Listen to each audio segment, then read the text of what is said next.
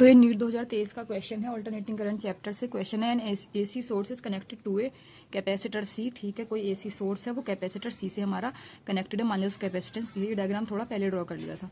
Due to decrease in its operating frequency, ये कोई AC source है।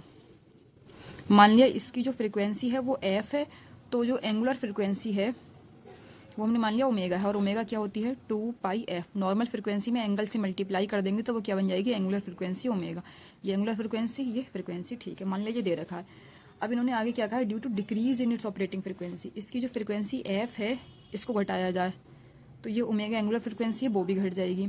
तो इन चारों ऑप्शन में से क्या होने वाला है। इन्होंने डिस्प्लेसमेंट करंट की बात की और कैपेसिटिव रिएक्टेंस की। सबसे पहले हम देखते हैं किसी भी कैपेसिटर का कैपेसिटिव रिएक्टेंस होता क्या है। इसको हम एक्सी से डिनोट करते हैं, जो कि होता है 1/ओमेगा सी, और ओमेगा तो पता है हमें क्या होता है 2 पाई एफ। 1/2 पाई एफ सी। देखते हैं इस पे क्या फर्क पड़ेगा। हमने क्या करा, फ्रीक्वेंसी और एंगुलर फ्रीक्वेंसी दोनों डिक्रीज करें। ये अगर डिक्रीज करेंगे तो ये इनवर्सली प्रोपोर्शनल में है, तो इसका मतलब एक्सी हमारा इंक्रीज करेगा, तो कैपेसिटिव रिएक्टेंस तो इंक्रीज करने वाला है। तो कैपेसिटिव रिएक्टेंस कांस्टेंट नहीं, क्या कैपेसिटिव रिएक्टेंस डिक्रीज करेगा, नहीं। चलो, इसका मतलब अब इन दोनों ऑप्शन में से कोई करेक्ट आंसर है। ठीक है, इसके बाद में अब हम करंट निकालेंगे, करंट कैलकुलेट करेंगे। जैसे हमें ओम्स लॉ से पता ही है V is to I R होता है, तो I हो जाएगा V/R।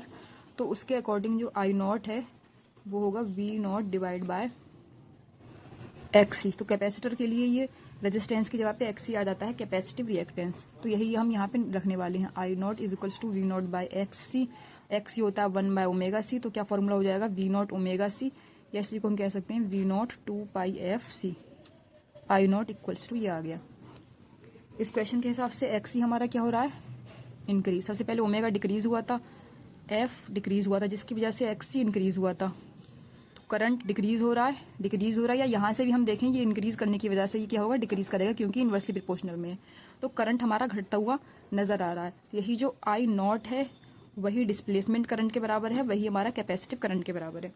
ये डिस्प्लेसमेंट और कैपेसिटिव करंट क्या है, जो सर्किट में जो करंट फ्लो होता है उसको हम बोलते हैं कैपेसिटिव करंट।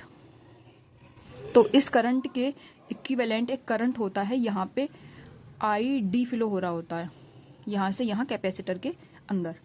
तो ये जो है कैपेसिटिव करंट, ये रियल करंट होता है। इसके इक्विवेलेंट एक डिस्प्लेसमेंट करंट कैपेसिटर की प्लेट के अंदर फ्लो हो रहा होता है, ताकि इस करंट की कंटिन्यूटी को मेंटेन कर रखे। लेकिन आइडियल कैपेसिटर के लिए दोनों बराबर ही हम मान के चलते हैं। ID equals to IC for ideal capacitor. तो चाहे हमसे डिस्प्लेसमेंट करंट के बारे में पूछा हो, चाहे कैपेसिटिव करंट के बारे में पूछा हो, दोनों के लिए सेम ही रहेगा कि I नॉट डिक्रीज करा, वही ID है, वही हमारा IC है। तो इसका मतलब करंट डिक्रीजिंग हमें नजर आ रहा है। तो डिस्प्लेसमेंट करंट डिक्रीजेस, और इंक्रीजेस वाला तो गलत हो गया। So second answer is the correct option for this question. अगर ये क्वेश्चन समझ आया हो तो इस वीडियो को लाइक करना and subscribe for more question practice.